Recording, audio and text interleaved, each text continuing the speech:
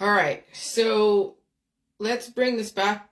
Let's bring this back to Universe 25 and that rat colony. That rat colony that was orchestrated by John Bumpus Calhoun, and he developed a rat society where predation was taken out of that society. They were given everything they could possibly want: food, water, some space, able to reproduce. And he saw then how the rats split off into their prospective little groups and how they socialized over food and how they squabbled and all of that. And then also destroy each other, like complete annihilation, by being given absolutely everything that they could possibly want, where they didn't have to really defend themselves except from each other. But you don't have big dragons flying around, right, picking you off like way back in who knows when. And you don't have big dinosaurs coming in and stomping on your town. Then what else are you going to defend yourself against? It's your own fellow man. It's your peers. And then there's all-out annihilation and destruction unless you find a way to stay out of that mix. But see, the rats are not as intelligent as humans. I'm still in the community, but I found a way out of that bullshit, and I released my demons, and I found a strategy to survive not only my peers, but also the world out there, and give some hope to humans who have the capacity to evolve and change. And so when the system is like, okay, it's not even about overpopulation. I mean, it is and it isn't. Because yeah, if humanity was left to its own devices and we took ourselves way back 20,000 years ago, before all the floods, okay, before mankind or God or whoever decided to go and to produce a flood to wash away all the crap, we would be reproducing so much and have been so much war that we'd have to be repeating history over and over and over again. And so the experiments, like back in 1950, 60, 70 with Universe 25, it was a controlled experiment to show what happens when you give a community, a colony, even a family, everything you could possibly want. Like overindulge them. All the nice cars and the nice houses and all the trendy clothes and the addictions and all of that. Oh my God, you see a society go into decay.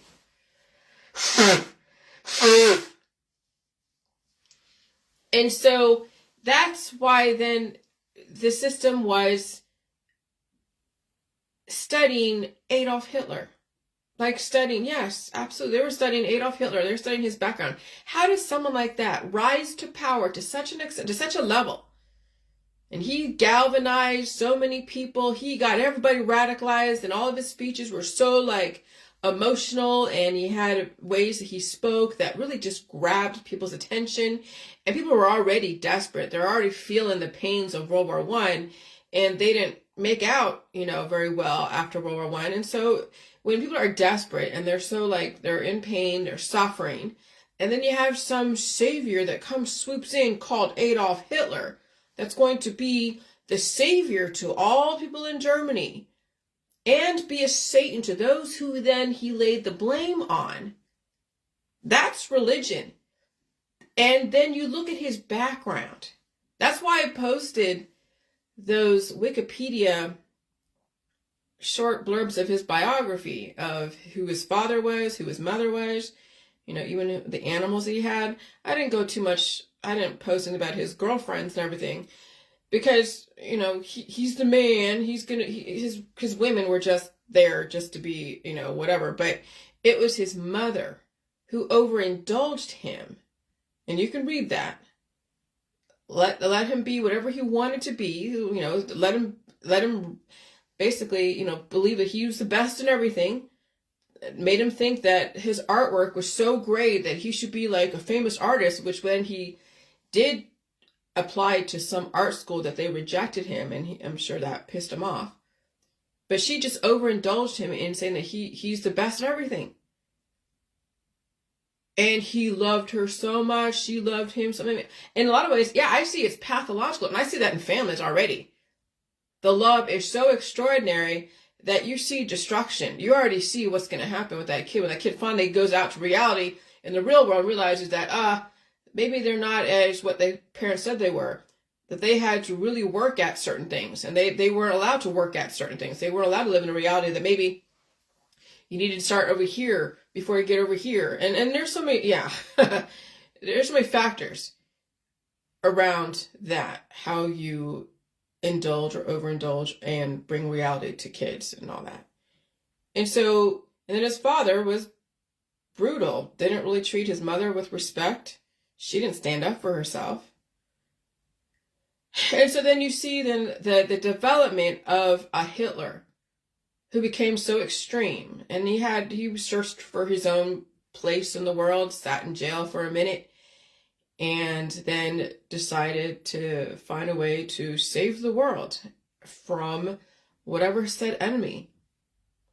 Okay? And when there are smart people in our society, why am I talking this? When there are smart people in our society, people want to change society, say, okay, we're going in a direction that's not really kosher, not really good, and it's going to end up like this, and we have all this evidence to show you, and they can show you all the evidence, and there are people who resist, they want to destroy someone who wants to change, or someone who's smarter, or someone who has a background in finance and science and law and architecture, chemistry, and they think that they're believing the stories versus the actual science around certain things.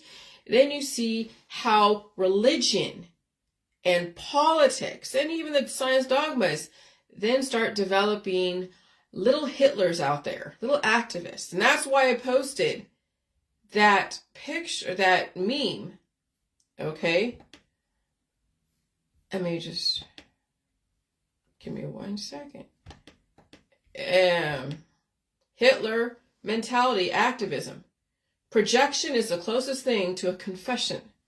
You would never know the hypocrisy of someone unless they blame everything on you, which actually reflects their true nature. Accusation, projection, and confession. And so here's the thing. I'm not a mother. I'm not a mother. I'm not an activist on anything. I'm out of the politics. I'm not voting for anybody. I'm not worshiping Trump or worshiping Biden. I just let the government do what they got to do. I've stepped out of all of the campaigns out there that I used to belong to. Anti-V, pro-V, GMO, non-GMO, organic, chemtrails, all that shit. I stepped away from all of that because it's all manipulation. And I'm in some of the groups, not active, just observing people, observing their behaviors, observing what they claim is the savior or the all, panacea, a cure-all. And I see who they blame. And I see who they blame. I see who they demonize. And I just observe people. I don't take part in any of that shit except to do a copy and paste and show you what people are saying, what they're doing with my own characterization, because they have their own characterization.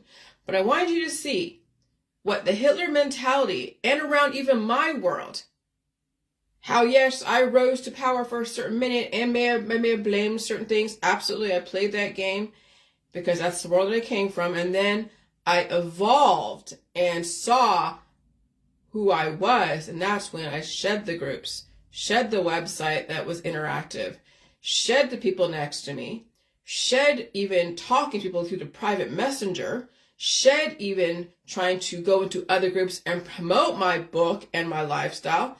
And I don't even have a lot of friends out there because I don't want to also get pulled into other people's bullshit, but I don't want anyone to blame me if their friends or family were influenced by me and decided to do whatever they did, and I happened to be close to them or around them and advising them that then they would lay the blame, because that's what people were bred to do, was to be a little Hitler. And they're all over Facebook. Just look at anyone in politics, in all the religions, and people with families, with children, blaming the boyfriend, the husband, the wife, the in-laws, grandparents, somebody else, the justice system, the Democrats, Republicans. I mean, it's all over. And so yes, so look at those in the politics, religion, science with families, with children, especially with children, because that gives people the license and the justification to do harm to people in the name of their children. And they turn into little fucking Hitlers, and they turn their children into little fucking Hitlers. Like, seriously. Then these kids that sit in the basement of their parents who overindulge them, and they're on there trolling people on Facebook, acting like a little Hitler. That the system is observing, yes, looking at who the parents are, seeing what these parents have done to raise these kids to act in a certain way, and then you see what the mainstream model is, and they see what the destruction, when you have parents who overindulge their kids and turn them into little Hitlers because they do no wrong, and then you get them into the medical system, into the holistic system, taking all their surgeries and oncology and holistic remedies, and also give them all the alcohol and the cannabis and the legalized drugs and prescription drugs and OTC drugs as available as possible, as much as possible. Just give them everything. Give them money too, right? Give them a job out there so they can feel like they're doing something, and overindulge them. They will self-destruct and also take down the people that they influence. Now look at these big families. Look at these people with a large following, and they're in the activist community, blaming the New World Order, blaming Klaus Schwab, Jillian, all this other stuff. And so then you see that was the strategy, was to turn everyone into a little Hitler in a controlled circumstance. No different than all the different things that are going on that you can speculate there was an inside job, but there's no proof, and you can believe whatever story you want.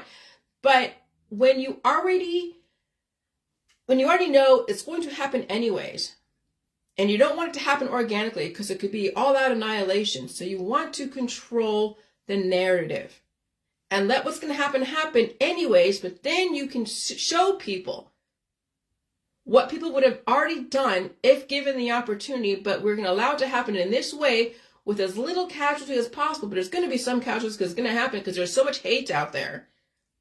So that way you see what the fuck you're breeding in these families, in these cultures, in these religions. And then you can't get mad at the system doing what it has to do to regulate people, even if it means the environment and the economy must change in order to do that, because you can't step into someone's house and force them to, control their hormones. You can't force them to control their drinking habits, their smoking habits, their reproductive habits, their sexual whatever. You can't go walk into someone's house and force them to get a therapy. But you can control the economy, you can control the weather, we know that happens, and you can control other things that are part of the community without doing massive harm. But you give people the warnings and the education, well, I don't say education, and the indicators that something's about to happen, something's going to happen, weather's going to be bad. They're already saying that we already know when these storms are going to happen.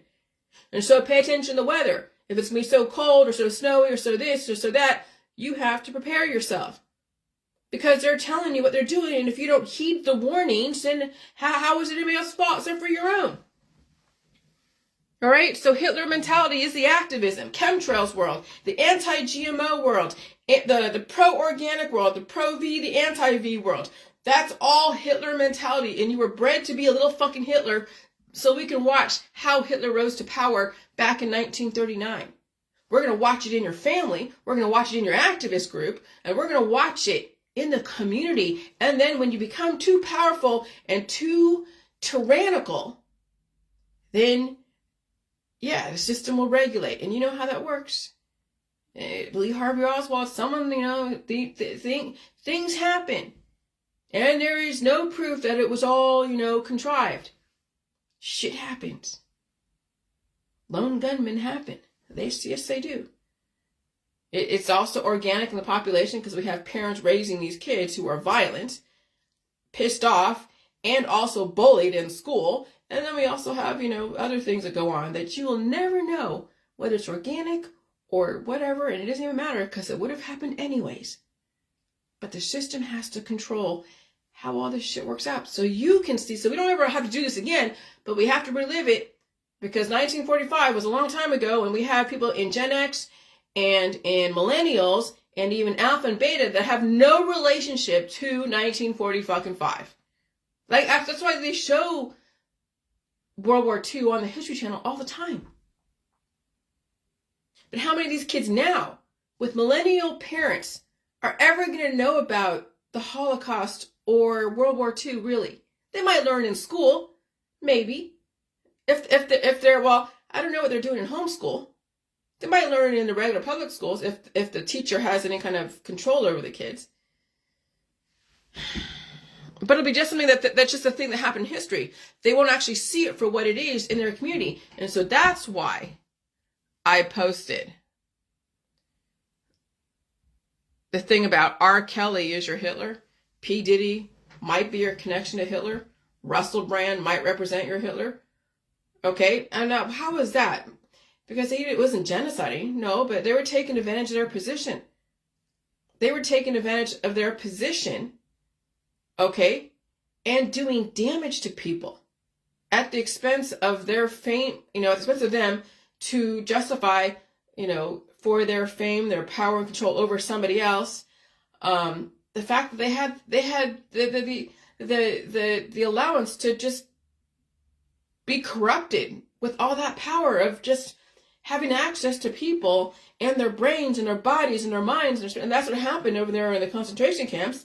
These people were experimented upon, they were abused, they were starved, they were froze out. I mean, and look what R. Kelly, if you watch Surviving R. Kelly, what did he do to those girls? No different than what happened back then in World War II. Now, did he kill anybody? No, I didn't hear anything about that. But he definitely abused people. P. Diddy, well, we're finding out what's going on with that. Russell Brand, he overstepped a lot of boundaries, and he was allowed to. So we have boomers, Gen X millennials, with no connection to the Holocaust and tyranny, and so R. Kelly is your Holocaust, right? You'll see people do when given absolute power. Watching mothers and fathers tyrannize their own families via surgeries. You had to see it. We're watching so many different births of Hitlers in the politics, religion, science, activism world. And yes, the music industry, Hollywood. If you are a Holocaust denier, watch Surviving R. Kelly. Hitler did what he did to people. Allegedly, P. Diddy did what he did. Epstein, Weinstein, Brand, you know how you now have a connection to the Holocaust when you think about it. Because that's when people are given so much power in the acting industry, Hollywood, in the filming industry, in the music industry, in the comedy industry. When they're given so much power and no regulation and allowed to have access to bodies and minds and spirits, you see what happens. Look at when people are moderators, group admins. They're wielding their power. Oh, you're a troll. Oh, you're this. Oh, you're that. I played the game too. I played the game of absolute power corrupts absolutely. You get drunk with power. You're like, whoa, wow, I have the power to take somebody, excommunicate someone and put them off in the hinterlands or bring them in. And now they feel accepted, part of my flock of people. Oh, it's an amazing type of dynamic to actually experience and in a controlled circumstance and actually watch out there in the media and Hollywood and politics and science. And so listen to the women, to the stories of women forced into marriages or given to these predators. We have fathers raising sons to be predators, the next Hitler. Your activist groups, socio-political groups shows you how easy it is for a Hitler-like person to rise to power. Just listen to these women and men spew hatred, vitriol, accusations, dying while oppressing animals or kids and friends. Right now, at the hands of a family, we're watching fathers and mothers commit their kids into medical holistic system, basically destroying their own family, then scapegoating somebody else. Okay? That's the thing, is they're giving themselves, their kids, and everyone to the naturopathics, the homeopathics, the surgical system. Suppressing their immune system. Forcing them to go out there and go perform. And then they have some kind of, disease or cancer, and now they're going blaming the system. When you're the one that gave your kids to the system. gave your kids to the medical holistic energy healing world, and suppressed their immune system, and took away food on top of that. And you're scapegoating somebody else? Maybe you are the Hitler in your own world in a controlled circumstance. Mommy, daddy. You have no connection to Hitler. But the system allowed you to become one to show the world how bad humans can get when given the chance. Look in the mirror. You are the tyrannical ones in your family, friends, and groups. That's why I left activism and society. I realized the company I was keeping. It's bad out there. Now watch your Facebook. Watch these mothers and grandmothers scapegoat yet another person, place, or thing for their own misfortunes and what they have done as far as damage to their own husbands, wives, and children. It is dangerous out there. Watch these families force their daughters and sons to endure psychopathic, sexually charged males and females who will damage her or him or force them to have children.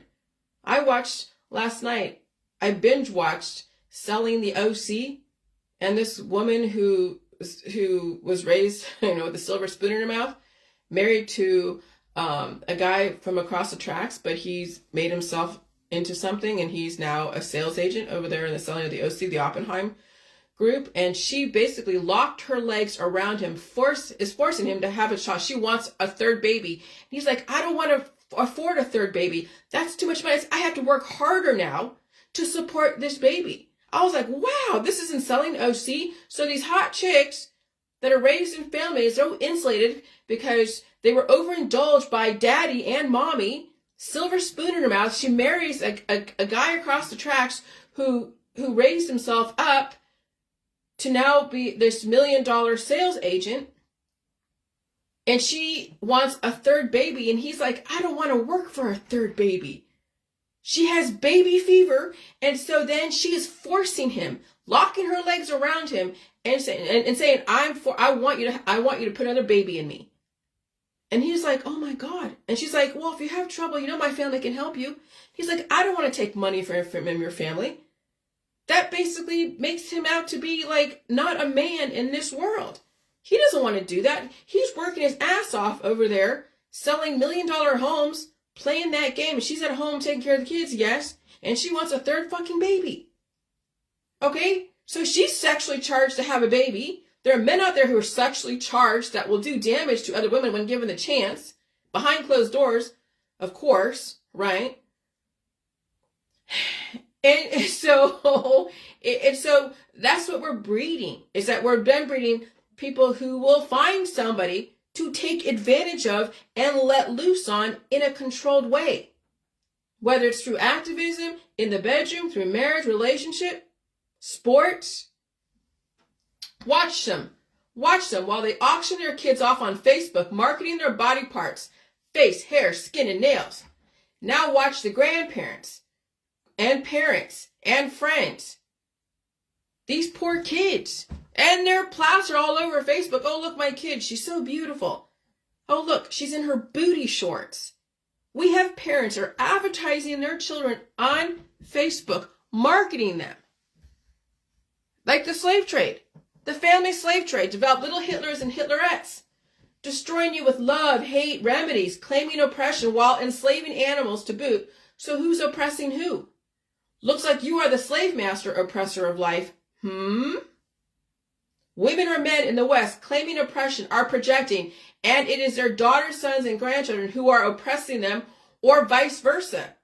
They oppress their own family and animals as they blame the government and other people. They think the chemtrails are oppressing them, but yet they voluntarily go into the medical system, taking their remedies while in the jail of their beautiful home and hotel rooms, claiming oppression and have pets to oppress and rule over. Do you realize the animals are oppressed? Because they're forced to basically beg to go outside, to eat, to play and get company, and they're forced at home to stay at home. They don't really have run of outside and inside, and if they do, okay, that's great. But then when they start evolving, then they're off to the veterinary to go get something taken out. They're having an antibiotic shoved down their throat, and they have absolutely no choice in the matter. They're forced to be treated by the veterinary system. that sometimes they botch shit up and these poor animals are butchered. Well, they already are when they're going under the knife. And they're having antibiotics shoved down them, weird creams rubbed all over them. And then when the animal isn't playful anymore because they're deteriorating, because they've been given so many antibiotics and surgeries and so much damage done to them from all the spays and the neuters and everything else, and they can't move really, and then they're suffering, right? And then they get destroyed. So when they're not useful anymore, when they can't do anything anymore because you just suck the life out of them, now they're just destroyed, burned. As far as man claiming oppression, who's oppressing her or him? It's the family. They are desperate to get out, but the family holds them hostage because the government ain't in her home or in his home. Dying people are irrational. They try to save the world, but cannot even leave the oppression of their own family. So what gives you the license to be someone else's savior, when you have not left whatever oppression you think you are in? Remember, the medical, surgical, antibiotic remedy system is oppression, as the animals and humans have no choice really to be treated because someone will force them to get treated. Unless they keep their suffering to themselves and they get over it. But when you start suffering all over Facebook and you have friends and family and people who are like, oh my God, you're not supposed to suffer at all, then the welfare agencies come knocking on the door. Or somebody's coming to your house. See, I can suffer on Facebook and I get trolls like, oh my God, I don't give a shit about them. They already know what I stand for. I don't have any health insurance and I don't want it. Because I'm not going to treat myself. Or have somebody treat me for anything. Every single disease I've had the last 3, 4, 7 years, I've released those demons. I've fed it. I never had to treat nothing. Anything. So remember, the medical, surgical, antibiotic remedy system is oppression, as the animals and humans have no choice but to be treated for life. That's oppression, which is basically suppression of growth using ABX surgeries, and then the animal or human dies sooner or later. Humans oppress animals and their family and friends. You oppress your own family and animals via the beliefs and outside agencies, and yet you claim oppression. So when somebody says, oh, I see the chemtrails, and they don't see that they're oppressed by the fucking chemtrails, are you serious? Are you that serious that you think air and particulates are oppressing you? Do you know what the fuck that means? Oppression. Prolonged, cruel, and an unjust treatment or control. Yeah, when you're getting cut into by surgeons all the time, with antibiotics shoved down your throat, medicines that you have absolutely no choice in the matter, when these animals are having those things shoved down their throat. Oppression, prolonged, cruel, and unjust treatment or control, a region shattered by oppression and killing, right? Because look at the morgue. Look at the veterinary morgue. Look at how many urns they sell out there whenever an animal dies because someone's breeding them over here and someone's then, destroying them over here.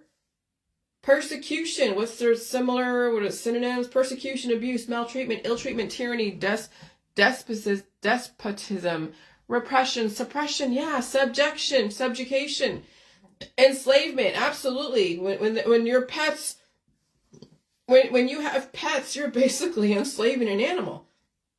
Some slave quarters are better than others, absolutely. But having an animal at all is basically having something under your control. I know it adds to your family, and I get it. People are right now in the J world, and I get it. You have animals, hope they survive, hope they live a long, long, long time, and all that, and that's great. But when you think about technically what having a pet is, what it means, is that you need to rule over something. You need the company and something to control, because it can't open doors. It can't open they can't go and shop for food. It is so dependent on you for everything. And so you have absolute control, absolute power. And when you have absolute power over another life, that corrupts absolutely. When you have that much power, and that's when people want animals or want something to rule over, whether it's a child or an animal or a dependent, people do get drunk with power. They literally do. And they become little Hitlers in different ways. Oh, look, it's my entertainment piece. I'm going to go train it to go and shake paws and do all this shit. You know, they're not sovereign. You own them. Just like you think you own the land out there. Just like you think you own your kids out there. So ruthlessness, cruelty, enslavement, harshness, brutality, injustice, hardship, misery, suffering, pain, anguish, wretchedness. What's the opposite? Freedom, democracy, right? Similar persecution. Oh, I already said that. All right. So irrational thinking is the family. Hitler-esque mentality, when you are paranoid, the government is oppressing you as you jet set and have access to food, attacking others, afraid of the chemtrails, air, food, water, and FDA-approved protocols, and thinking they have a good reason to take sides in wars in the comfort of their own home. When you are a keyboard activist saying, oh God, we should stay, they shouldn't be doing this over there in Ukraine or over there in, Israel or, Gaza, and you're in the comfort of your own home, you literally think you have the right to have an opinion when you're so fucking comfortable in your own goddamn home? Hitler did that to the Jews, and we have academics in colleges, professors, and activists acting like Hitler, paranoid to all hell, blaming and scapegoating someone for all the crap in the world, but yet they are raising and radicalizing predators, purposely hunting people, politicians, scientists, Hollywood actors, and if given the opportunity, they could and would harm somebody physically. Projecting while they claim they are saving you from strangers who are nowhere near them. Scapegoating. By the way, you do not own any land. No one owns any land or has rights to the land as the land was settled and traded 2 million years ago up to now. So here in America, the Clovis people that came up here through Siberia and some part of Asia, it's why the darker skin like Mongoloids, came over here 13,500 years ago in the North America, and they migrate all over, died and reproduced, okay? Just like any other human does out there. Just because they were here doesn't mean that they can't be evolved. Doesn't mean that they own the land forever. Because we know the 3-generation rule is that the third generation, well, I'm going to say the third, that doesn't even really pertain to indigenous populations because they just keep dying, reproducing. It's a constant revolving door.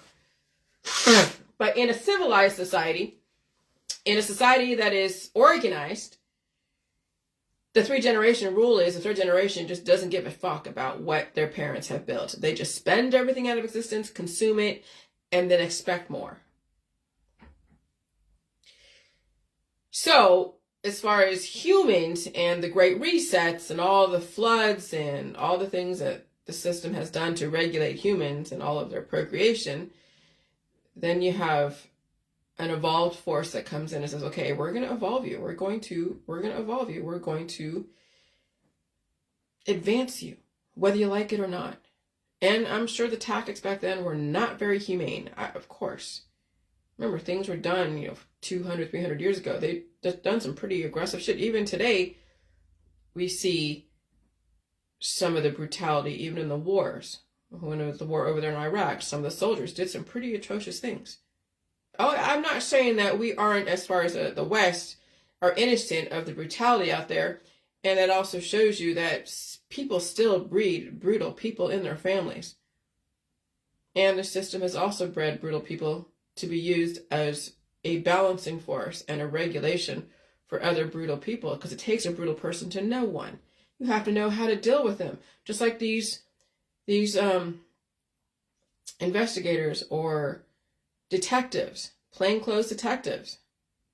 Some of them have come from, across the tracks. Maybe they didn't have the psychological background to be an actual criminal. Maybe they did. But they were then put in a situation like Donnie Brasco.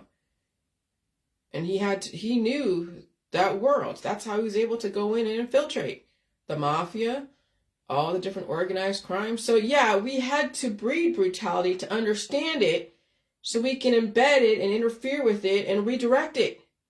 Sometimes that shit has to happen. I mean, it's not, when you realize that that's the reality of how you stop brutality, is you have to use brutality to stop brutality.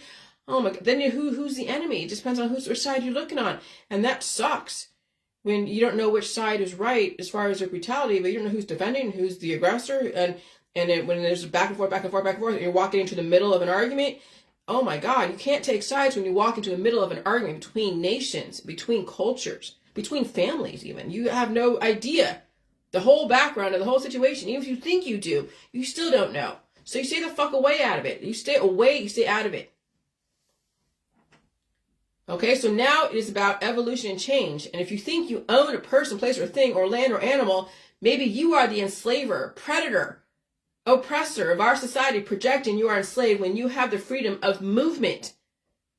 I have no kids. I have no animal. My husband is basically on the truck most of the time. We have figured out a nice happy medium and a nice relationship. Nobody is oppressing me. Nobody is. I have no axe to grind with anyone, with my government. I have no axe to grind with the government, with the food supply, with what's going on. I'm basically a sovereign person because I freed myself from all the fucking enslavement and trying to be enslaving something else. A group, an animal, another person, a son or a daughter, or anything. My husband is sovereign on his own. He does his thing. We are in partnership. We are equals. Okay? I don't own him. He doesn't own me. We find a happy medium in whatever it is that we do, and that's it. And that's the ultimate relationship, when you're not enslaving someone and when you're not enslaved by someone. But that does require you to realize that you are the oppressor when you have all these things that depend on you 100%, that you get drunk with power off of. And people do when they have animals, when they have children, and when they have friends that basically kowtow to them and bow down and worship them. People get drunk with power and they'll never fucking change. Why should they? They're being given everything they could possibly want. The gifts, the social capital, all of the things that go along with that. And then annihilation when all the conditions are right. That's how the system trapped people into being drunk with power and oppression. Just give them a cute little animal. I saw you last night in that show, The OC, this little dog that one of the girls had, Alex Hall, one of the agents. She had a little dog. She says, I use this dog, it's a cute little dog, to soften up my clients when she goes and prospects or meets with clients. She brings this little dog with her and use it as a manipulation tool. And so when these hard clients that are like, all stiff-faced and whatever, and she's like, well, I'm going to soften them up. So I'm going to bring this cute little dog. And that's how she used that animal to manipulate clients into becoming now something that she can play with. The system knows how to control people through animals and to show you what a person would do when given the power over a life, whether it's a child, an animal, or a bunch of friends that worship the ground you walk on. And when people are drunk with that kind of power, they're over the cliff. They're done. They're done. They're fucking done. Because they won't change. Why should they? They're given everything they possibly want, right? So purposely hunting and virtually spiritually genociding those who think differently. Okay? That's the people who enslave others. So they have families who all are they are enslaving, of course. That's just part of the family, is you enslave somebody. They have animals. They have a large group of friends. And when somebody threatens their group, their network of group, whether it's 2,000 miles away or just some new person coming in and saying something different, they then purposely hunt and virtually spiritually genocide those who think differently. We should be afraid of you. I had the luxury to see the worst of mankind in the world, and my mother trained me very well to survive how bad humans can and will be and get when given absolute power. And I had the luxury to see and experience the worst of mankind in the J world. Whether it's through email, private message, trolls coming through, everything. Dr. Phil, the YouTube, with all the articles. I had the luxury to see how bad humans can get when given the opportunity, when given absolute power to say whatever the fuck they want. Because somebody else over there radicalized them, some Hitler over there, whether it's a female, that's what I'm saying, females are probably the worst ones that I've dealt with. The females actually radicalized the males out there. And there are males out there that were hunting me and were radicalizing the females and the males out there. They were playing back and forth. That's what I'm saying. The system gave you every power and opportunity to become a Hitler, to see what you do with your power. And we see what people do with their power.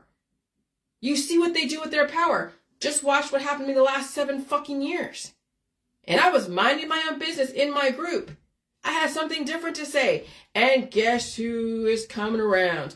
All the little fucking Hitlers out there that have children too. See, that's how they justify being a little Hitler, is they have children, they have animals, they have a base, they have a Patreon account.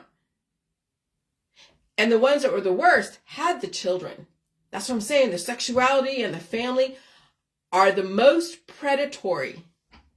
That's what Charles Manson represented.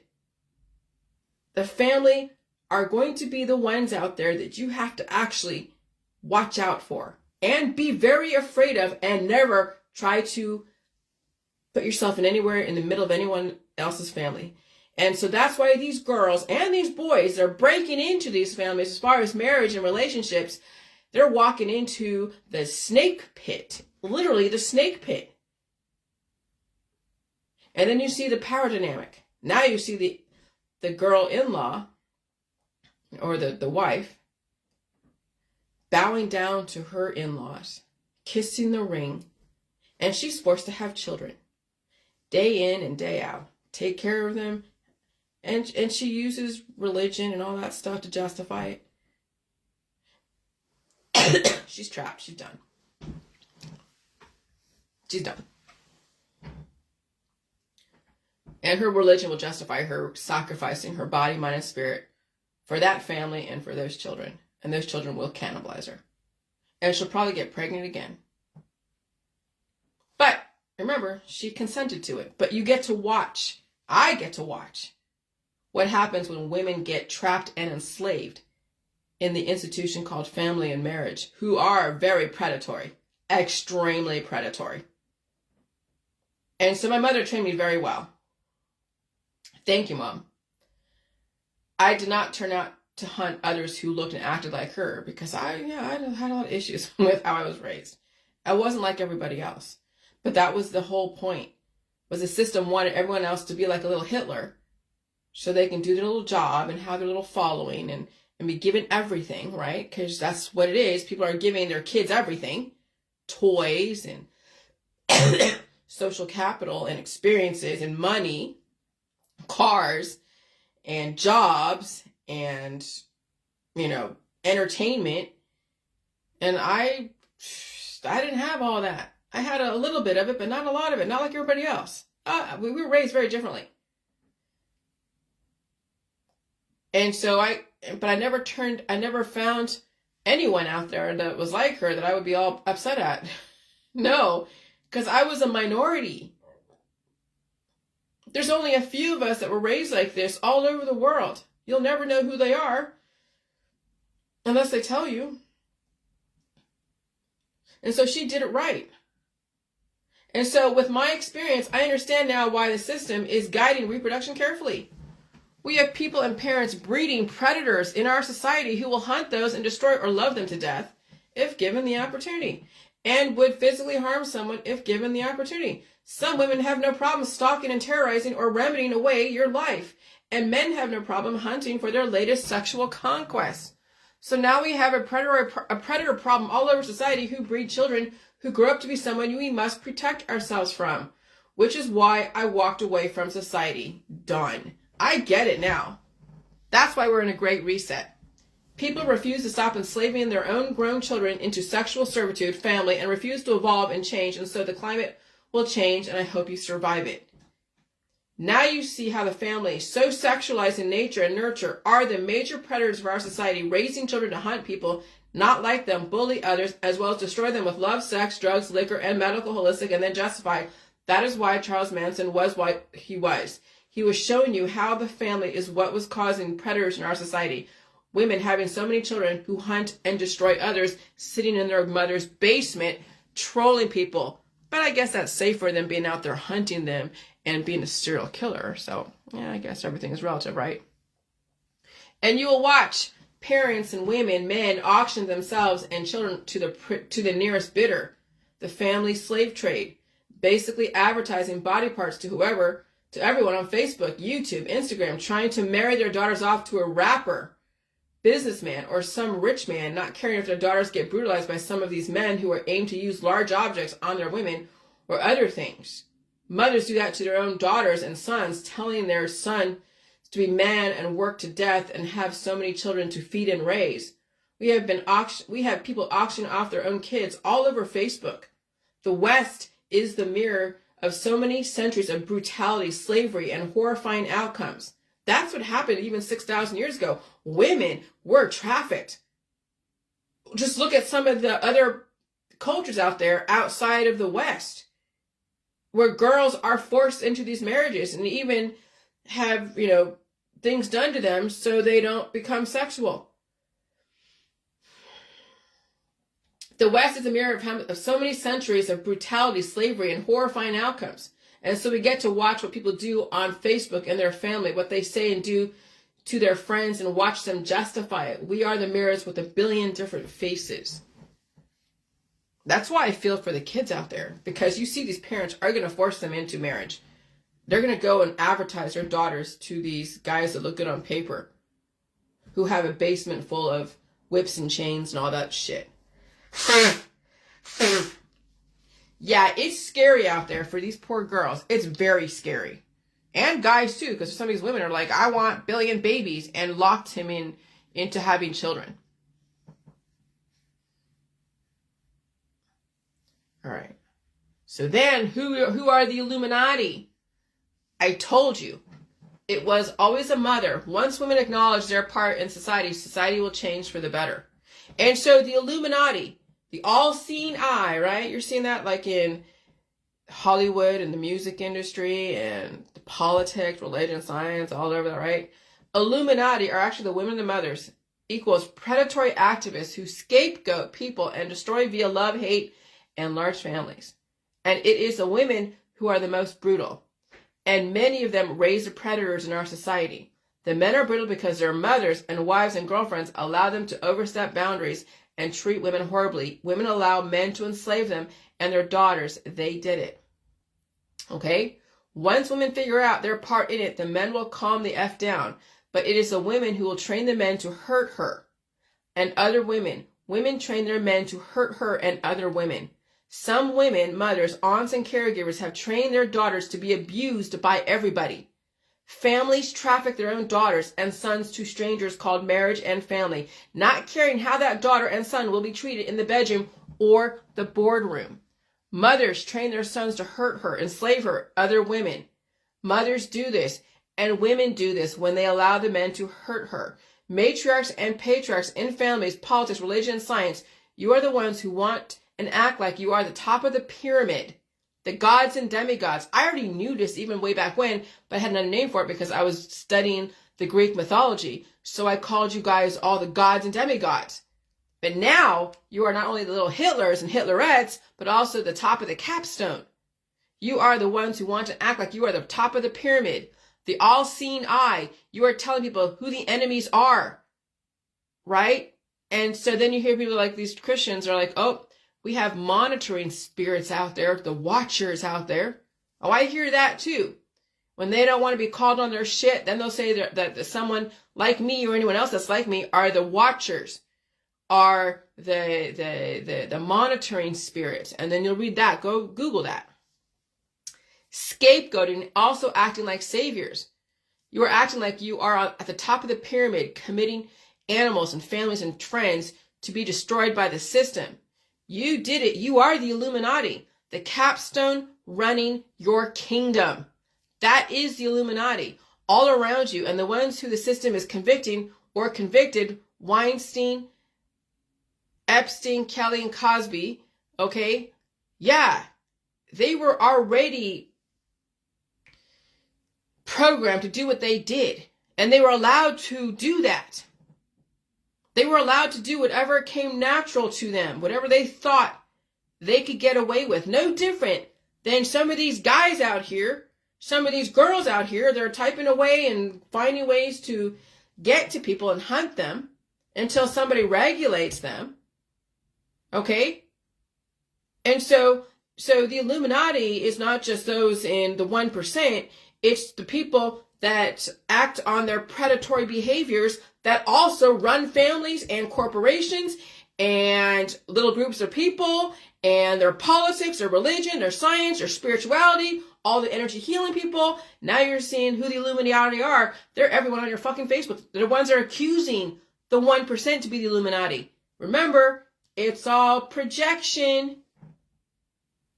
Oh God, the Illuminati is the 1%. It's the New World Order. And then you see how Alex Jones and his crowd, who are selling you all the supplements, are accusing the left to be the Illuminati, when they have taken their little kingdom and used it as their platform to radicalize people into scapegoating people and attacking. Okay? They don't look at what they've brought to all this bullshit. They don't see what they've contributed to all this chaos, but they're capitalizing on radicalizing people and trying to save them from cancer, disease, and chronic illness with the whole supplements industry. But that's like every other person out there selling a fucking supplement or in the medical industry. So me pointing out Alex Jones, another public figure, and he can point me out, whatever, I don't care. It's just all part of that. Now, am I projecting? I'm not selling anything. I'm not selling shit. I just have a book about how I basically saved my ass. And I was a little angry here, so I have another book that won't be as angry. But this is a snapshot of where I was way back a couple of years ago or a year ago. Okay, so if you are scapegoating someone and hating them and they are strangers to you, you are the Illuminati. If you say you love strangers, maybe you are the Illuminati. The Illuminati are not the 1%. They're telling you it's you, your chosen beliefs, when given the chance to believe. Because do you see the Illuminati, right? The Bilderberg people accusing us of being the Illuminati? They're zipping their mouth because they know if they accuse somebody else, that's the psychology. Then they'll let you accuse them because you are the Illuminati. They're letting you basically speak and convict yourself. And that's exactly what accusations do. People convict themselves. But you have to know that psychologically. You have to understand the psychology behind what's going on. And so when you're trying to save people with remedies that are antibiotic, you're saying that you want to destroy yourself. But you want company. So that's why you're selling somebody a remedy. Taking away their pain and their suffering. Because you think you're the fucking God. Yeah, we know what people are doing. We're watching that. People actually take themselves down by eliciting people to have company while they're going down. By trying to save you from life. So that is the Illuminati. Maybe it's you.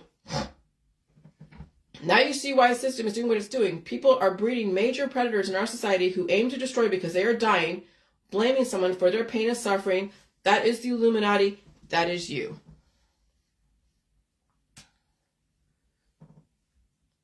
Women do hold all the power. The mothers will make or break society and her family.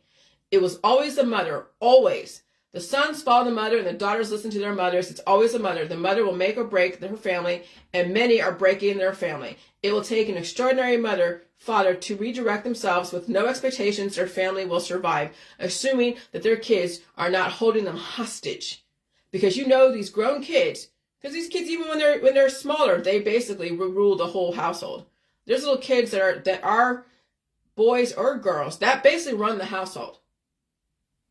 They run their parents, they run their grandparents, and they run everyone around them. And when they grow up, they will be even a more of a formidable force that you're going to have to deal with. And if you don't get control of your sons and your daughters when they're 5, imagine when they're 20. and you're trying to do something and they're finding ways to stop you. And if you're going against them, oh God, you don't know what they're capable of. If you challenge them and you've never shown them that you are not going to be trifled with and they need to respect you, oh, let me tell you, some of these kids that are 20, 30, 40 years old are scary fucking people. Because they were never given any kind of accountability when they were 5 or 6. Yeah, these kids grow up and they become terrorizing forces when they're in their 20s and 30s and 40s. And you still have to deal with them because they're your fucking kids unless you walk away and hide where your address is and you let them do what they do. That's why you don't want, if you can encourage your kids not to have kids, assuming that they have the capacity to survive this climate, or you're going to be employing a jailer. Because they're going to be programmed by society. And society is unforgiving, and society is rigid, and society will destroy an individual if you allow it until the person figures out how to walk the fuck away. But those kind of people are very few and far between. I can count on my hands in the J world those who actually left society. Not say, oh, I left society. No, you haven't. You're still very much tied into the aging process, selling people, a dream of taking away their pain and suffering and a religion. No, you haven't walked. Just because you live alone somewhere doesn't mean you left society. It just means that you live alone and you're on Facebook proselytizing whatever belief system you have.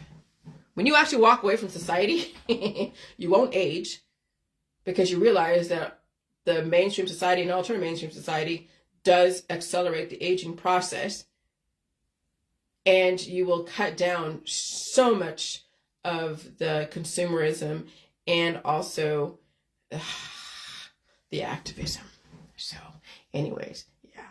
So women are under the influence because they are abused by society. They cannot handle the pain of their own reality. And being under the influence is the only way they can take the sexually charged expectations their boyfriends and husbands expect. And they are in pain from past experiences. Men are under the influence because they have to deal with men who are extremely brutal in body, mind, and spirit, and they have their own demons. The reality of being abused by family and friends causes people to be under the influence, drunk and under the influence, under cannabis. So you can only imagine what happens in some of these relationships. When somebody, and it's not just health issues, some people are literally have to be under the influence in order to be in a relationship because of the expectations. And it could be economical, it could be financial, it could be spiritual, and it could also be sexual. But you'll never know because no one's going to say anything because it's none of everyone's business. Nobody wants to hear your problems. And that would be too much information, right? It's between you. It's between them. So we have people who are under the influence in order to deal with reality. And so, which is why we are in a dying world, and we will watch people suffer as they leave it, and watch the families marry off their daughters and sons to be impregnated, enslaved, and to support 1 billion kids while taking it up all orifices. And these mothers force their daughters and sons to stay in these relationships and or encourage her to find Prince or Princess Charming who will abuse him or her again. Yeah, it's bad. Painful realities are shining the light on the darkness of taboo. Okay, so you're thinking that, when you're walking by all these sex shops out there, wherever, porn industry, and they're normalizing the things that people do that are in these sex shops that are really, really brutal to women and men. Can you imagine your young girl having to endure that with her new husband who you didn't even know that was in his background? Oh my God. That's how these girls get enslaved by their husbands, boyfriends. And they die in the end, at some point. Because can you imagine taking that kind of abuse to all the different body parts over a long period of time? And then the body tries to come back, or the entities in the body then take over in those areas that are so weak because the parent cells have been brutalized by the partner, right? The husband or the wife or boyfriend or girlfriend. And so they get cancer. So they get cancer in those sexual parts. Yeah, that's what you have enslaved your girls and your boys into sexual slavery, because those shops and the porn industry and the sexual revolution has brutalized and mainstreamed life. That was the depopulation agenda. And so these girls are being groomed, like in the left wing, groomed to be sexual in whatever way. The right wing, these girls are being groomed to be impregnated and sexualized in another way. And then we have these entitled men and women who feel that their lifestyle is being threatened to go and hunt somebody who challenges that lifestyle and belief system. Yeah, that's why we're in a great reset. That's why the West is now going to be facing a lot of, I don't know, answering to a lot of their mistakes, major ones. And so I was reading about Adolf Hitler's mother, which I had a feeling because and I've seen so many families out there. I've been around so many families. Not just the ones that I've been around recent last 3 years. But I've seen families even before I even came to Ohio, where the kids get everything. The kids run everything. It's a kid-centered household. Kid-centered households will turn into little despots later on in life. And so when you have a mother that's so indulgent that Johnny, Billy, Susie can do no wrong, she doesn't live in reality. She's like, oh, she worships her kid and gives them everything. And I see how people were raised like that, even when people that I grew up with. And I look at how I was raised, and I'm like, well, what's wrong with my situation? Where everyone around me is getting cars, they're getting the parties, they're getting the clothes, they're getting all the trappings of wealth, and here I am, I have to struggle, I'm trying to survive. I mean, I was like, fuck, what the hell is wrong with me, right? No, what was wrong with society? What was wrong with Adolf Hitler? Because everyone around me was modeled after how Adolf Hitler was raised, which brought him to be who he was way back in 1939. And now look at your Facebook, right? So read about Adolf Hitler's mother and how close he was to her, the trauma of losing her to breast cancer. When your kid does no wrong and you spoil your effing kid, they will turn into a Hitler and be destructive. Right there is proof. She set him up to fail, like so many mothers out there. They set their daughters and sons up to fail and then blame the world when their kids are acting out or have cancer disease and chronic illness. Because she indulged them to such a level where they feel they could do whatever the fuck they want. And yes, that's why there's alcoholics and drug addicts out there, because it's a rich man disease of getting wherever the hell you want it. She allowed him his own way whenever possible. For example, she admired his watercolor paintings and drawings and supported his artistic ambitions in opposition to his father at what cost herself, one may guess. Okay? So the father's like, you're not that good. And the mother's like, oh, you're so great, Johnny Billy. Yeah. And so the irony is a Jewish person treated his mother for cancer and he protected her, but destroyed so many Jewish people. You can see the boys' and the men's attachment to the mothers. The pathological attachments to mothers could develop extremists in our society. Even men angry at their mothers, disrespecting women. And so there's men that think their mother should have stuck around or should have been a certain way, and he wasn't. And so then he goes and finds a girl and makes her be what his mother wasn't.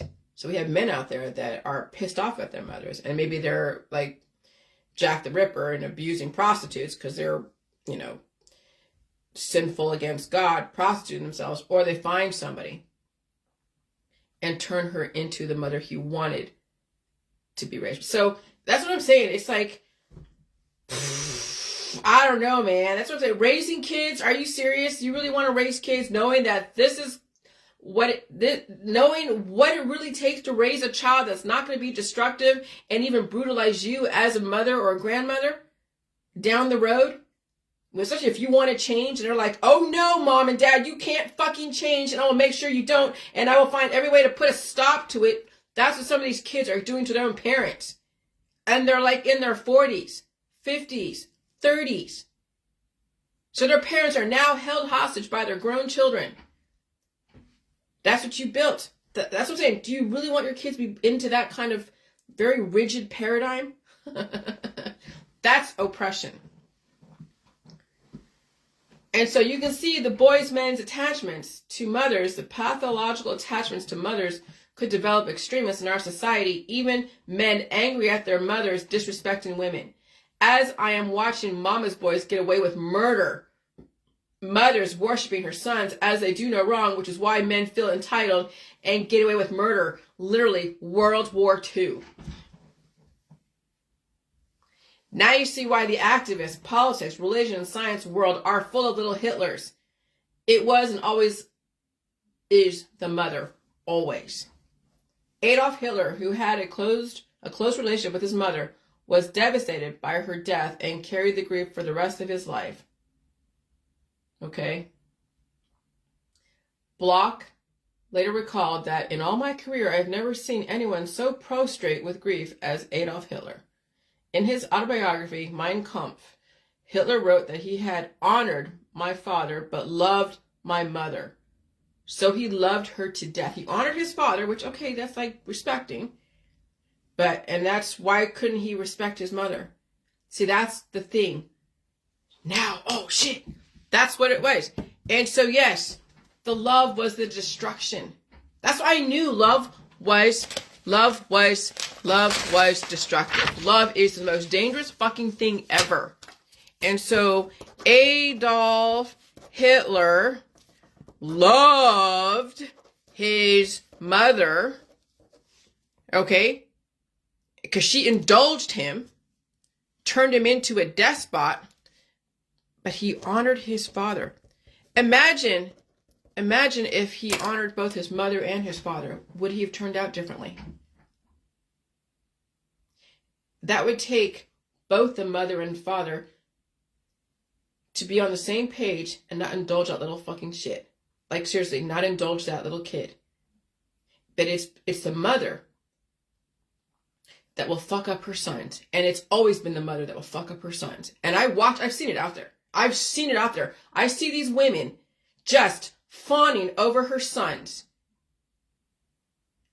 Okay? And so eventually, when these kids become 20 and 30 years old, oh God, you feel sorry for any female that gets with them. Because of how close that relationship with his mother. That's what made him be who he is. Because the love of his mother. That's what shapes a man to be who he is. And how he treats other women. And what he expects from other women. Wow. Honored his father. And said that his mother's death was a dreadful blow. Decades later, in 1940, Hitler showed gratitude to Bloch, who was Jewish, for treating his mother by allowing him to emigrate with his wife from Austria to the United States, a privilege allowed to few other Jews in Austria. And so in 1941 and 1943, Bloch was interviewed by the Office of Strategic Services, a predecessor of the Central Intelligence Agency, to gain information about Hitler's childhood. He said that Hitler's most striking feature was his love for his mother. While Hitler was not a mother's boy in the usual sense, I never witnessed a closer attachment. Their love has been mutual. Clara Hitler adored her son.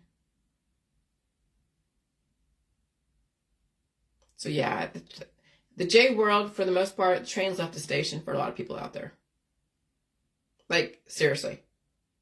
You can't fight that. And that dynamic, what you've read, has been mainstream in every single family out there.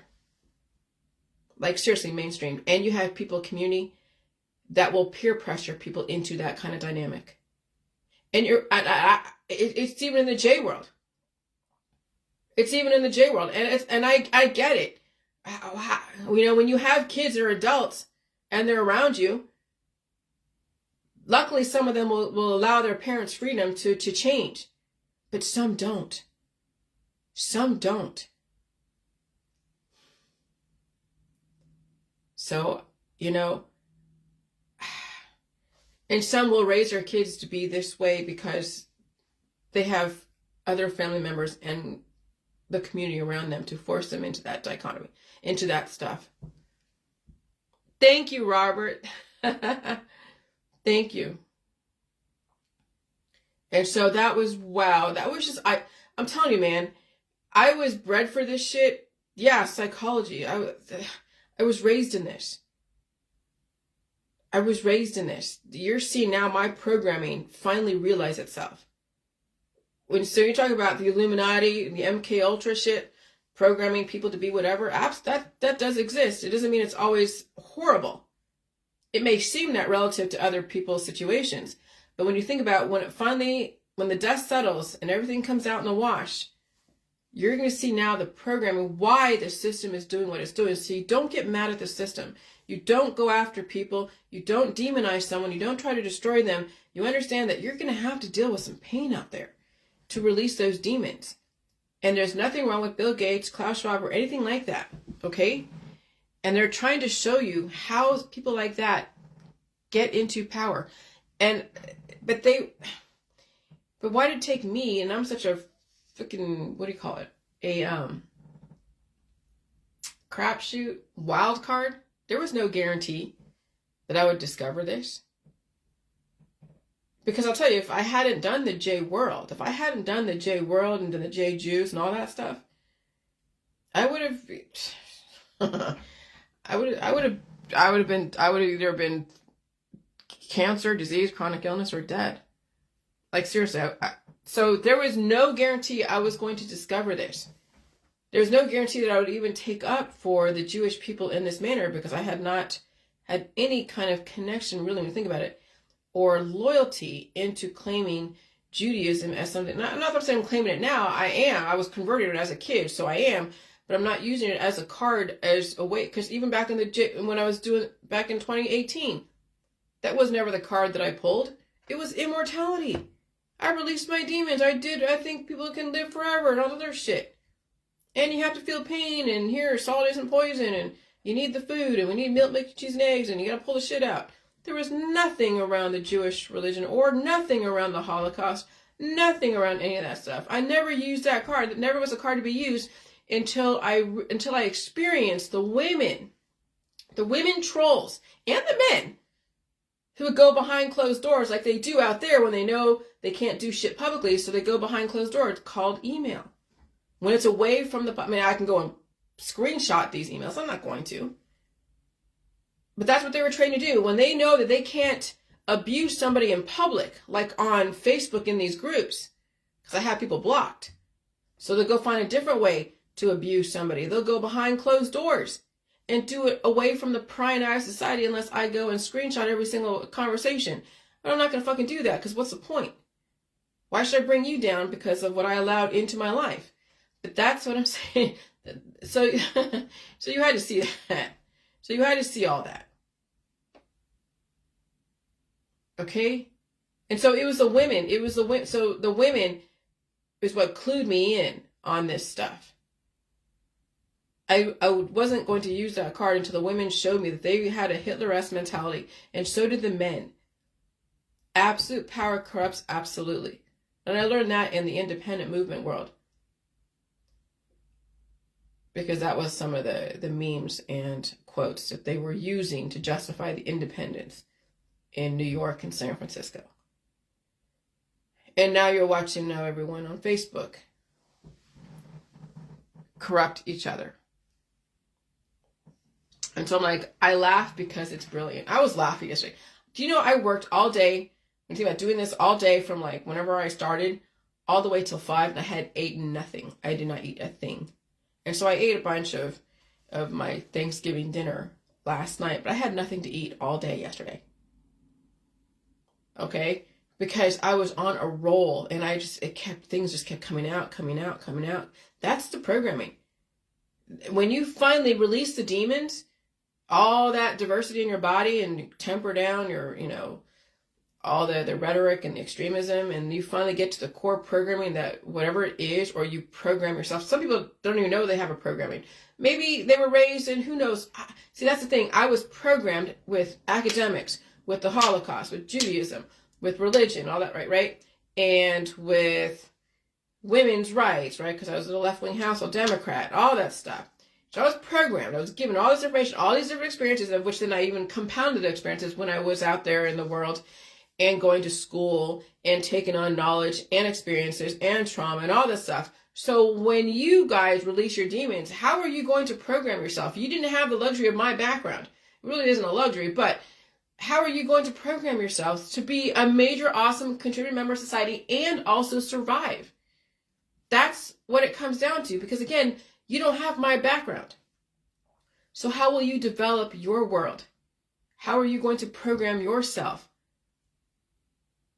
Because even on top of my parents' programming, when I left at 15 or 16, I still programmed myself out there in the community, going to the colleges, hanging out with different people, going in and out of families, different boyfriends, who were all smarter than me. Okay? So I had a lot of different programming I was exposed to that I purposely put myself in. So then when you start releasing demons and getting your life back, and you have now a more of a consistent mental clarity, and maybe you can give yourself some freedom to be sick if you need to, then maybe taking on a class, you guys, taking on a class on something that you are interested in. Learn something, learn how to write, learn a specific subject. How are you going to program yourself to be excited about learning about life and redirect your attention away from all the shit that's going on and prepare yourself for the future? Okay? How are you going to take your energy and redirect it to something that is constructive, productive, and useful?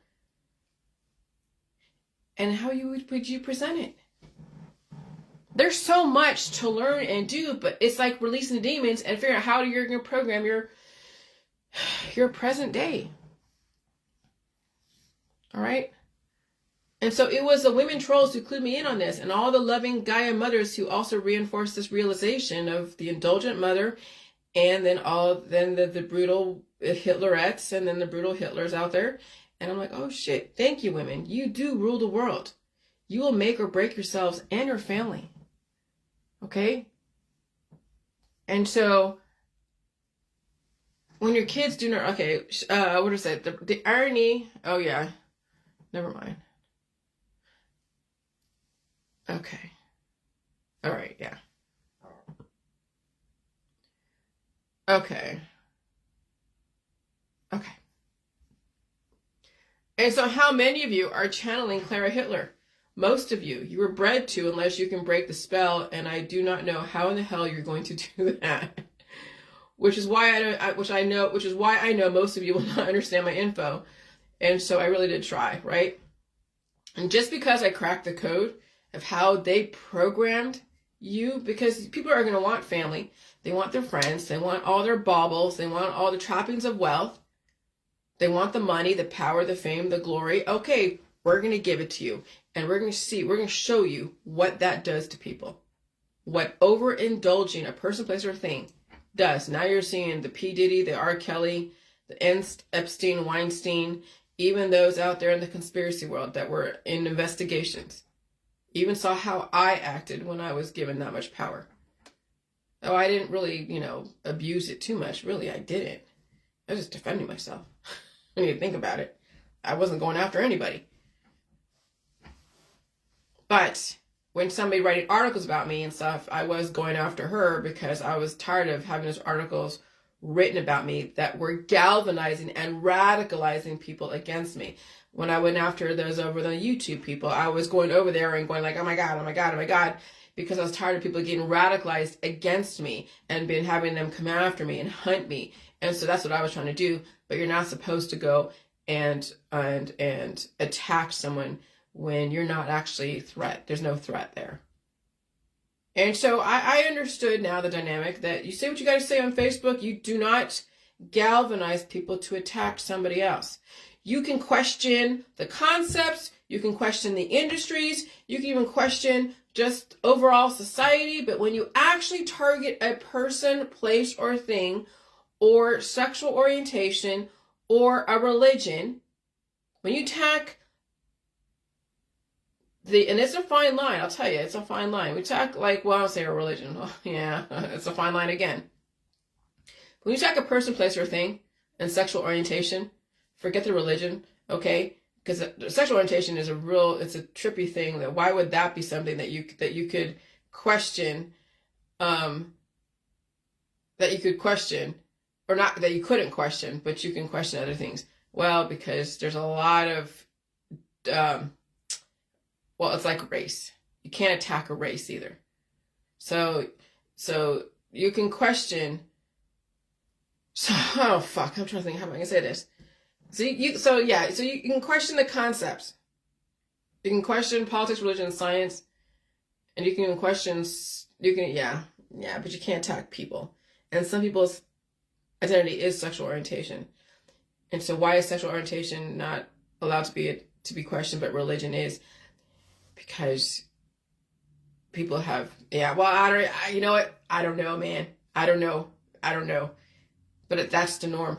I can't even find a rational justification why you can't question sexual orientation, but you can question religion. I couldn't tell you a rational explanation behind that, except for the fact that I don't know.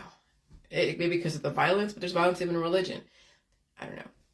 So just to try to be more broad than definitive as far as a person. I guess that's what I'm trying to say. Okay. So anyways, just because I crack the code does not mean anything. It just means I see the big picture, and the programming and the agenda will march on. Maybe some of you will break your own spells, but do not count on your kids following suit. They have been programmed and are pregnant with kids already married off or actively looking to be pregnant. Gone. Why are they gone? Because, okay, so now they have 18, 20 years, and you know that by 2045, infertility, we're having all these great resets, climate change, cancer disease, chronic illness, these diet suddenlies, and we have that respiratory condition that's over there in China making its way over here. Kids are actually being affected. And so, if your kid is suffering now, or her kid's suffering from some kind of condition, and then the kid's is now under a doctor's care and going through all this stuff, and she's got to put so many resources to take care of that kid and to give them the best medical treatment, the best this, the best that, and done. And then if that kid does survive, that's 18 years of having to support that plus. And then if that kid dies, then she's broken up, and maybe she gets another kid on top of that, goes through the same thing. Maybe that kid survives. I mean, once you're on that baby train, done. Especially in this environment, it's done. Done. There is no hope, because now she will not change to save herself. How can she? There's some people in the J world that have kids that potentially could save themselves. But those right now who are young, they're just having babies right now, and they're looking at my information peripherally, but they're not really that committed, really. Yeah, they're done. They're done. And so when I see mothers worshiping their kids, I know these kids will be a problem later on. Even if they come down on their kid has already been exposed to violence and done. Now you hope they can release the demons, and wow, I don't know, you hope they can eat food, but not likely. Many mothers are starving, i.e. kids are starving too. Okay? So just remember what it's like to be bred to be somebody else's pet, or be purposely brought into this world to be traumatized so somebody can save you. Stand in the shoes of the animals out there, brought into this world for just one thing, to be oppressed by somebody and to be their pet and plaything, and then tossed away when not useful. To be somebody else's entertainment or therapy animal, and then destroyed when not useful. That's exactly what the family represents. You were bred to be somebody's pet and plaything, because what's the future for these kids out there? To be a broad mare or to be a courtesan or to work in some industry that they really don't need you because there's too much redundancy, and they can get the best minds from like China, from Europe. They don't even need many Americans. So when you're in an area where there's not too much economy, not too much academics, it's in a lower socioeconomic area, and all you have is factories and maybe a few colleges and the service industry, what were you bred for? To be somebody's wife and baby maker, and to be a science experiment, and potentially even be brutalized by someone that you have gotten together with. And so that's exactly what the family represents. You were bred to be somebody's pet and plaything, and then be destroyed when not useful, and then be radicalized to blame somebody else when you have embraced that kind of behavior, lifestyle, and belief system. So that's why I say, when you're in an area like where I am in Canton, Ohio, okay, or Akron, Ohio, and there's not a lot of economical, upward mobility when you think about it.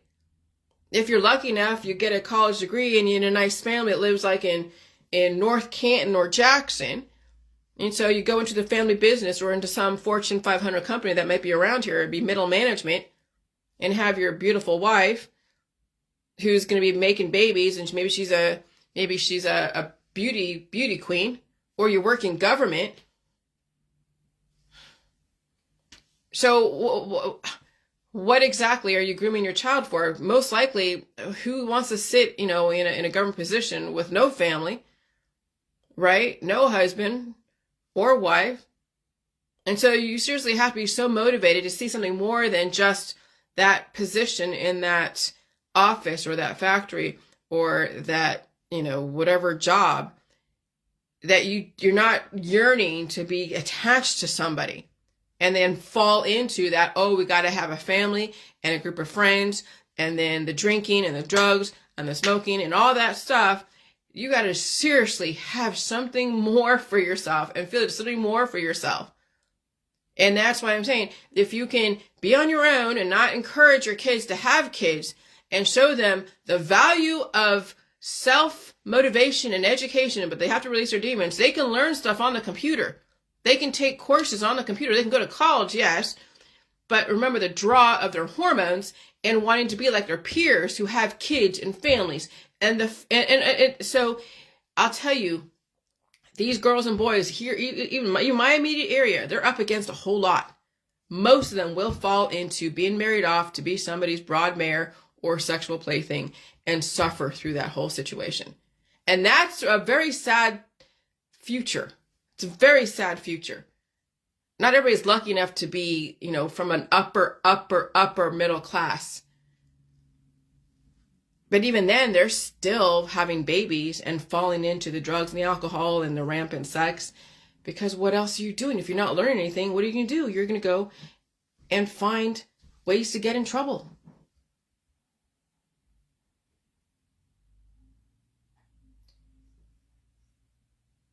Okay. I already said that about borrowing land. Oh, I gotta pee. Hold on. I'll read it. Hold on.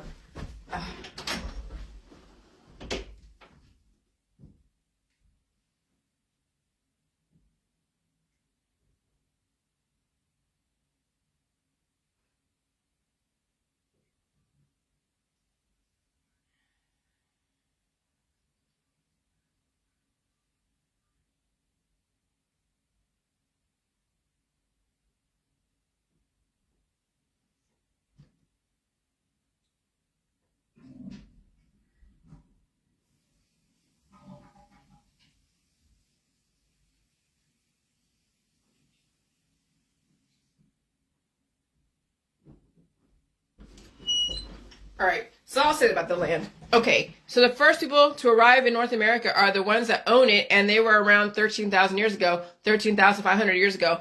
So nobody today lived 13,000 years ago, so nobody owns anything. You all are just borrowing the land because many of you don't even plan to be around in the future. All of us came from Africa. All of us are Clovis people. All of us are related. All of us have the right to all the lands, and those who are evolutionary and stronger with the intention to keep human race moving forward will be the ones to figure out how it gets divided up, and nobody owns anything because the system wants to stop the oppression of humans, animals, and land. Everyone is renting space. It's been proven that the third generation squanders away anything that they inherit, even their own life. They squander away what their parents developed and created. Many of these children don't give a shit about the future and what their parents built.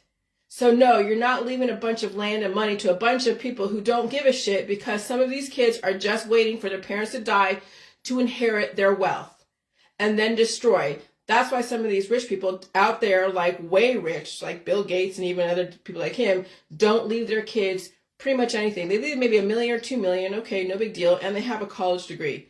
Go figure it out, kid. Because I'm not giving you $1 billion so you can sit on your ass and spend it on a bunch of bullshit and get lost in excess and then die. Right? That's why some of these rich people don't leave their children anything, because all the kids are going to do is just spend it on a bunch of stuff and destroy themselves and society. So that's why I'm kind of glad I don't have a lot of money and I don't want to inherit a lot of money, because I know that my husband would be buying boats. He'd be buying some. He sort of told me what he would buy. He'd buy. He's from the 1980s. He would upgrade. He would buy everything. And so, yeah, no, I just could not fathom seeing somebody with $50,000 and I'm seeing cars and boats and Nike shoes and clothes and watches and baubles.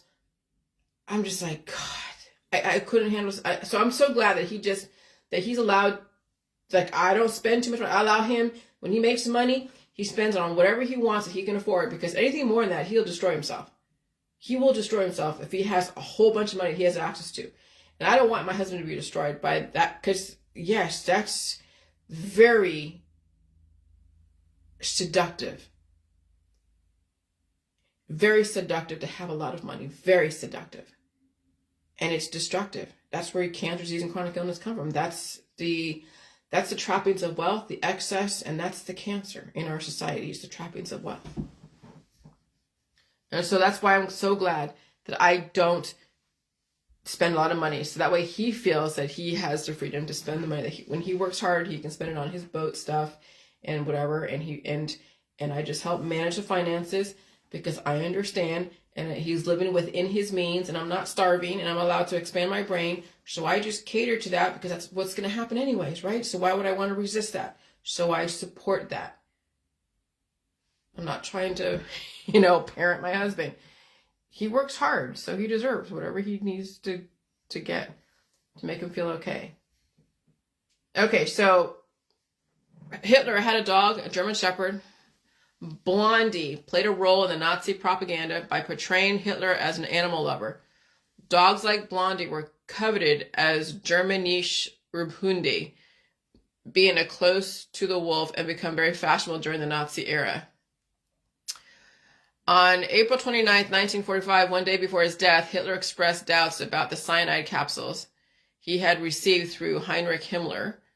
To verify the capsule's potency, Hitler ordered Dr. Werner Haas to test one on Blondie, who died as a result. Jesus. Yeah, that's bad. Okay, and so then Hitler's dad, also in 1876, while A.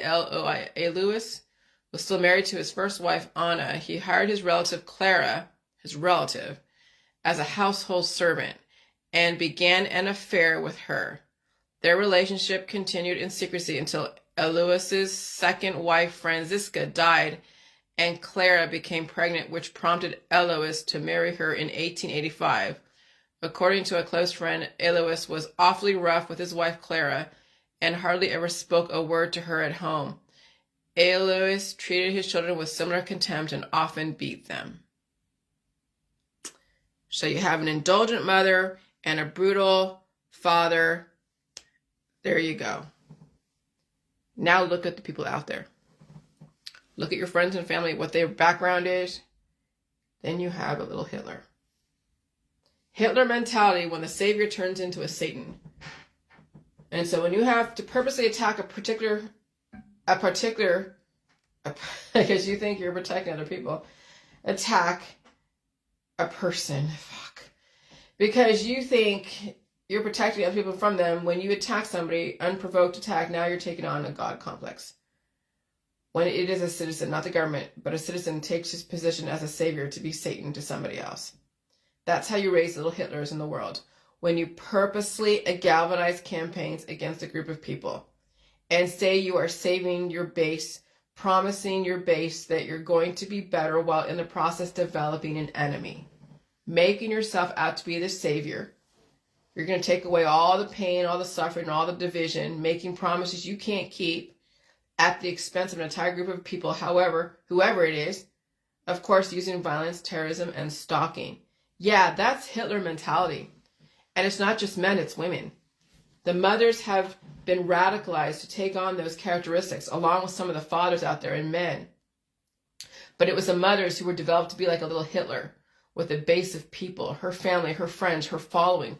Of course, men too. But that's how you see the rise of Hitlers in our world. And that's also how you see the mothers raise their sons and daughters to be the way the mainstream acceptable ways of raising children have told you to be. So you have the complete pushover mother who will destroy someone else to protect her son, and her son does her wrong, the brutal father, and out comes little Hitler. Of course, it's always a blame game. That's how you know you have been programmed to be like little Hitler and take down everyone around you using your own propaganda and taking everything to extreme, never personally taking a look at what you've contributed to the problem, and then activating a base to attack somebody else. It's all emotional, barely any intellectual thought process unless they're mischaracterizing the sciences. And of course, the worship between the mother and the son and the mother. Now look at the families out there, right? When the mother is programmed to worship her son, that kid has no chance in the future because he will feel entitled. He will try to regain some manhood and do violence against the woman to prove he's not a mama's boy. His dad pissed off because the mother keeps babying him. The dad wants to toughen him up and be a man, so he beats him, right? Now you have a monster in our society. They might be smart, they might be sexual, and can never be questioned, really. And when men aren't held accountable, by his mother or by women in his world, men become very dangerous. Sometimes women are in danger of holding a man accountable because he will not have it. And that's why we have to develop, that's what we have developed, because a mother allowed the husband and the son to run roughshod over her. What women allow and do not allow produce the type of males and females in our society. And then the woman has to stand up for herself. And if she doesn't, she will forever be taken advantage of by the women and the men in her life. Some women ruin some men forever, and some women will ruin other men forever. And so, yeah, the porn industry, as well as even women out there who allow men to just put all these objects in her, like huge objects in her. And then the men think that that's what they do with other women, is to put large objects in them. Large objects. And I'm like, holy shit. Why does any woman allow a man to put large objects in her? Why would you do that? Why? That's what I'm saying, is that these girls are coming out of these homes being matched up with these men who have been exposed to porn and the sex shops around men who have absolutely no respect for women, are teaching these boys this. And then the family's like, oh yeah, the man teaches you how to have sex, daughter. It's the man that teaches you how to. So then these girls are walking into sadomasochism, S&M. That's what some of these women are walking into, is S&M type of situations. Because no one really talks about sex, and if they do, maybe it's at the school system, and they're afraid, oh gosh, the school system will turn them into whatever. Some of these girls are walking out of their parents' home into a situation where they're going to have S&M done to them because that was normalized. And she just goes with it because she doesn't know any better. She thinks that's what sex is supposed to be, right? But usually women, aren't they out there having sex anyways and then they marry somebody? Not all the time. A lot of these girls are in college. Maybe they have a few experiences here and there, but not necessarily.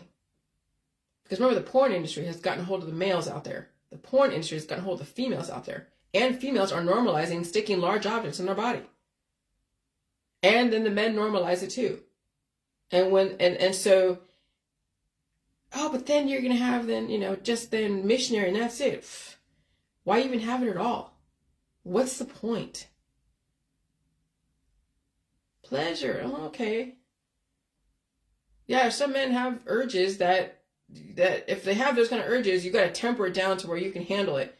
And that's what's going to take a woman to redirect her husband or boyfriend from not basically cannibalizing her to death. That's how women are going to stand up for herself and reteach the men how to treat women. And how you're going to have to save yourself. Because no, the men aren't dangerous in that area if a woman can figure out how to talk about stuff like that. It's when the men beat the women and hit them, financially abuse them, and all that stuff. But it's up to the woman to figure out how to speak about some of these things that men normalize and think that there's nothing wrong with their urges in those ways. And they are around other men who normalize this and say, hey, you're supposed to be the one to manage, say, And it's going to take a strong female to stand up for herself. Okay? And that happens behind closed doors. That's not something people mainstream. But somebody has to talk about it. Because this shit happens. No one talks about it. No one dares talk about it. Like, seriously, they don't. Well, how do you know about it, Jillian? Because I've seen it. I was experienced on some level of it. And I'm just like, dude, I'm not doing that. Why would any woman allow a man to put large objects in her body? Why? What is the whole point? So yeah, I've seen some shit, and I know what men do out there in marriages. They normalize that stuff. They normalize it. And the woman's like, okay. They normalize having threesomes out there. It's bad out there. It's very bad out there. So some women ruin some men forever, and some women will ruin other women forever. It takes one woman to redirect what a man does to her and every other woman he comes into contact with. If any other men correct another man around a woman, then the man who has been corrected will then take the woman to the side away from other men so he can take advantage of her and abuse her in private instead of the public. That's why shit happens behind closed doors, because when someone realizes that somebody else will stand up for somebody else because a person didn't stand up for themselves, the aggressor will be sneaky in how they abuse the people they target. That also happens in the virtual community. I've experienced all that too.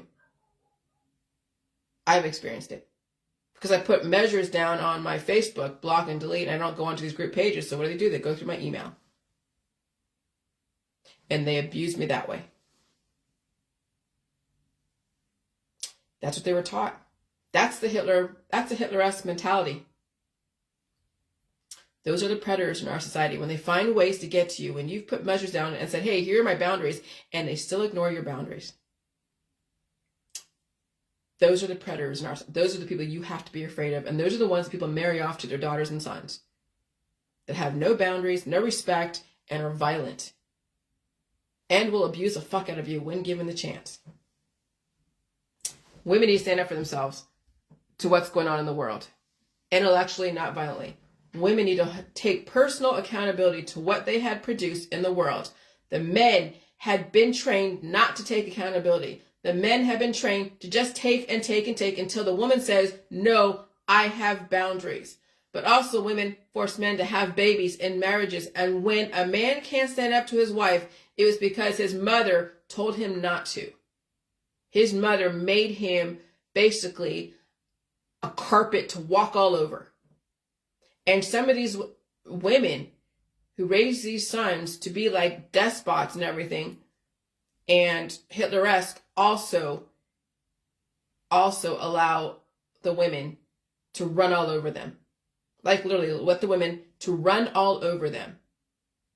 And then those men blast out at the world because they have absolutely they don't have any kind of self identity. It's the mother that saved him. It was a mother that did this and that, and then he marries someone like his mother.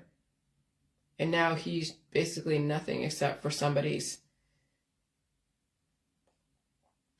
crutch. Somebody's plaything. Yeah, even the men get abused by the women out there. Oh, absolutely. Oh, fuck yeah. And so, yeah, it's bad out there. And when you predicate life in the world on so many families, how you raise your kids is why society ends up the way it does. Look at America and the justice system and the prison system. Look at all the violence and the sexual predation. And so people are like, I'm sure a couple of years ago, like, well, how can you talk about raising kids and you have no kids? Because I got to deal with the kids that you raised that are in their 30s, 40s, and 50s, and 60s, and 70s, and 80s, and their 20s. I got to deal with the kids that you fucking raised. That's why I have a voice in this. That's why I have a right to talk about how you raise your fucking kids. Because I got to deal with them on the street. I got to deal with them in any kind of situation, social situation. And yeah, so I have a right to say exactly what my issue is with how you raise your children and what you raise your children with and what kind of values. Abso-fucking-lutely. Because they affect the world that I live in. And you, mother, have a responsibility. So look at America and the justice system and the prison system. Look at all the violence and sexual predation. And it happened behind closed doors and in the marriages. And nobody talks about it. People are too scared to piss off their base, their family, their husbands and wives. And they justify it through agreement by surrounding themselves by people who think the same way. Never questioning anything except to blame someone or the government or find an enemy or a savior. To be completely controlled and manipulated by the storylines out there. Teaching that to their children. And yeah, we do overindulge our children, especially the grandparents, but even more so the parent. That's why these kids become little monsters in the future with addictions, because they were given everything and no one said no to them. We allowed this to happen. All of us allowed other people to take advantage of us, and we weren't taught to stand up for ourselves intellectually, only taught to use violence when that should be the last resort when you're cornered. And so now we have children who will be very interesting in the future. The system is going to have to regulate, assuming they survive climate change. And it's the females in these men's lives that will make or break the world.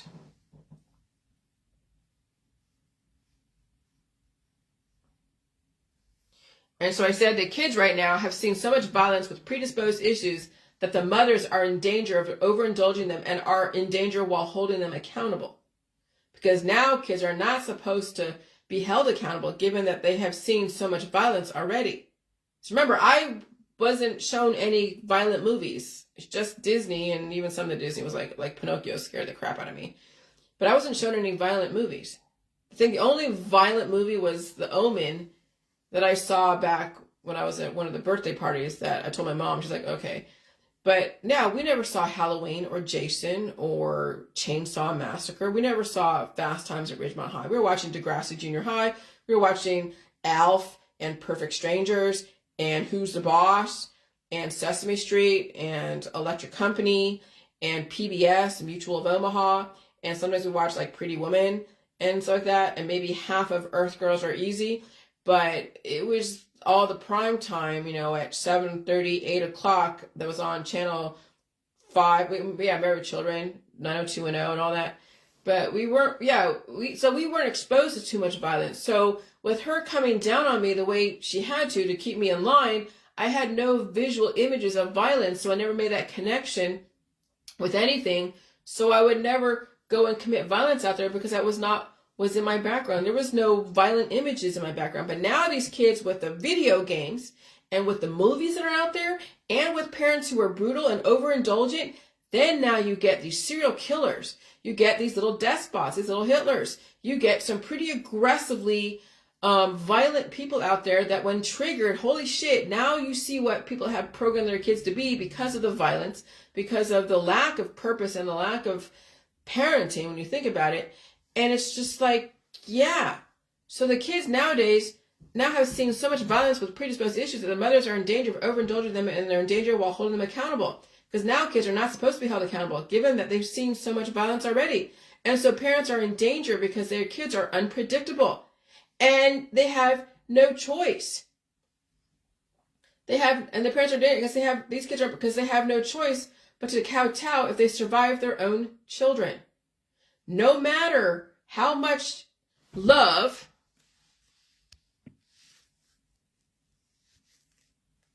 you think you're giving to these children, no matter what you do, they're going to be a little Hitler, and the world will regulate them, and they may not survive. The system will try to protect them and regulate them and give them a chance, but you know how the medical and the holistic industry does their regulation. That's why you don't want to encourage anyone to have kids nowadays, because again, nowadays kids are a lot more dangerous and unpredictable.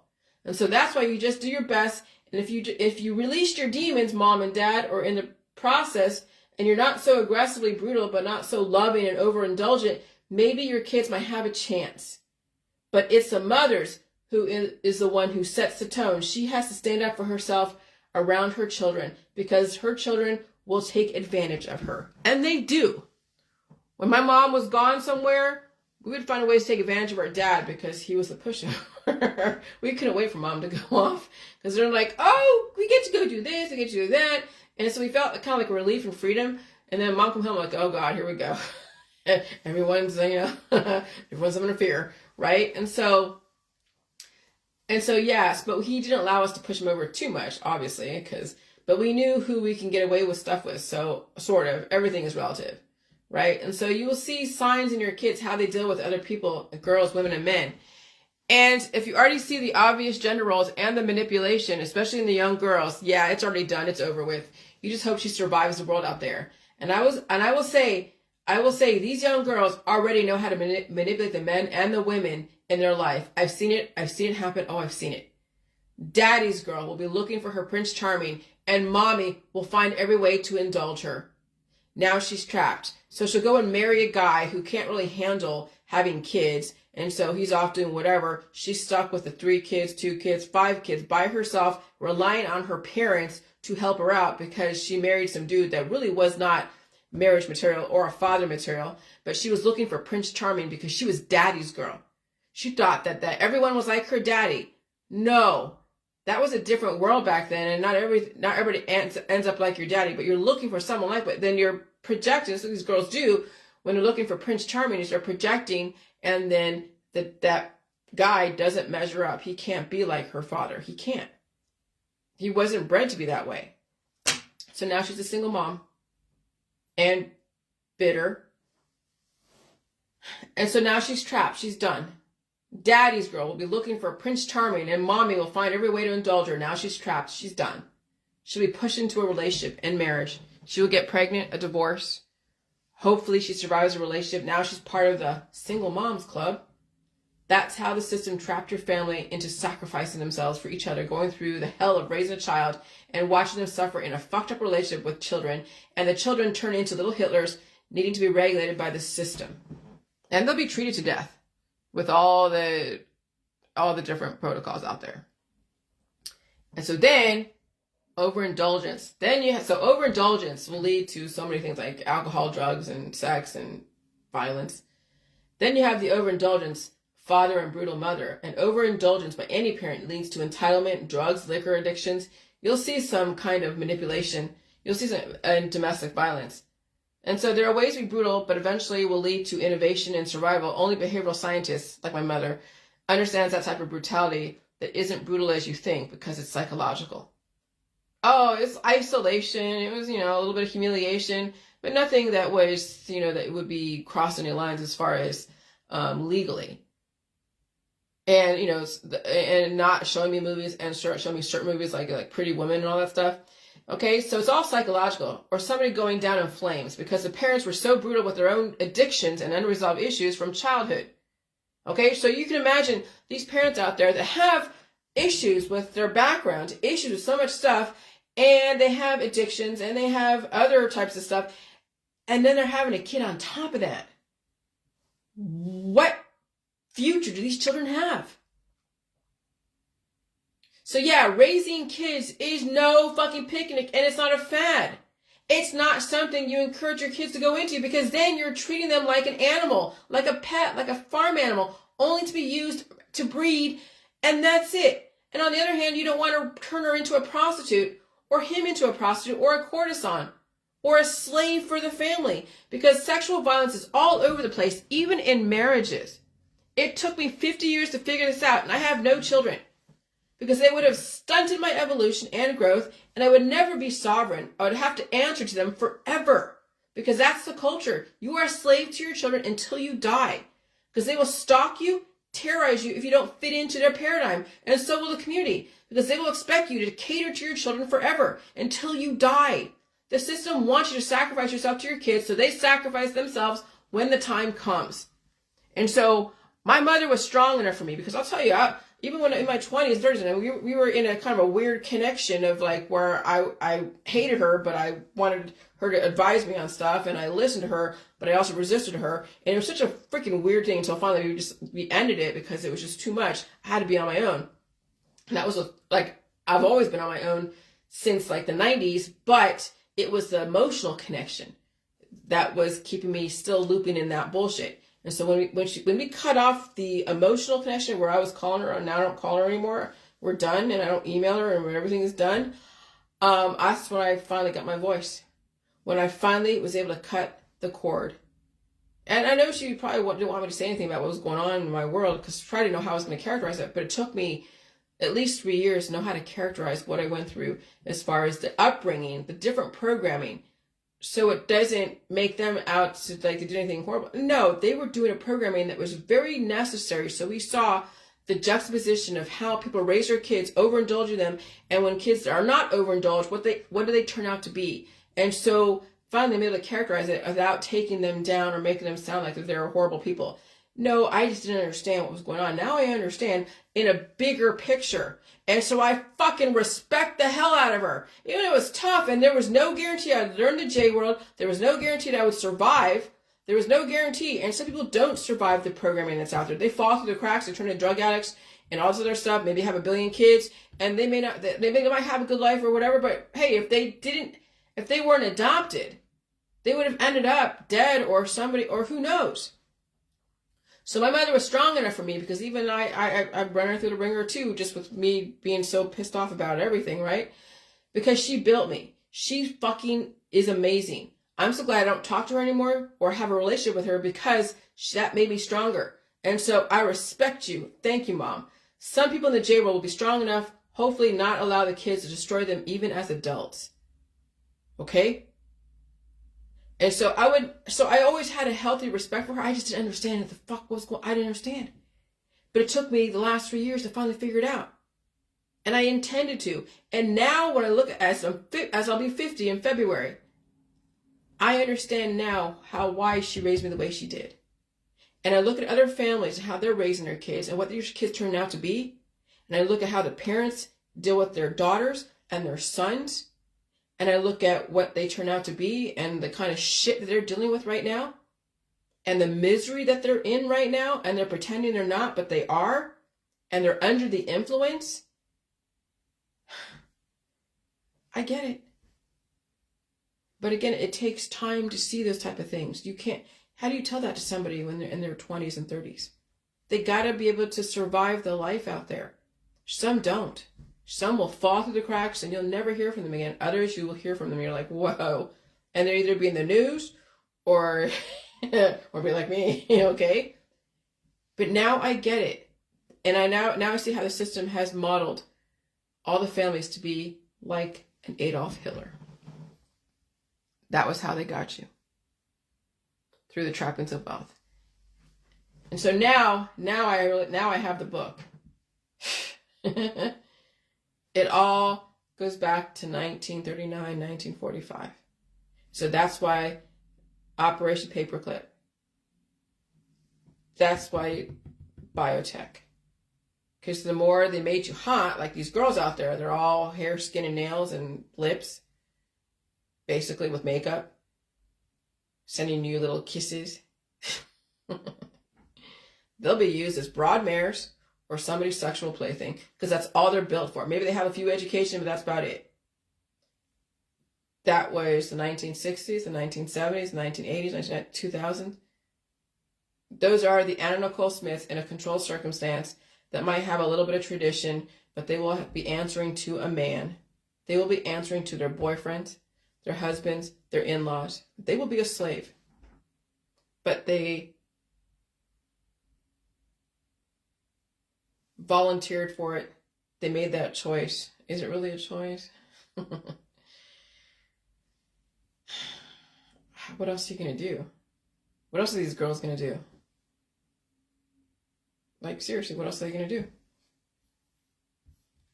And so if they make their life as fruitful as possible, and so they're getting accolades and adoration, and they get a little money, and maybe they get a husband out of it, and they have a nice little life, go on vacations a few times, and then die suddenly, hey, they had a good life, right? I guess they had a good life.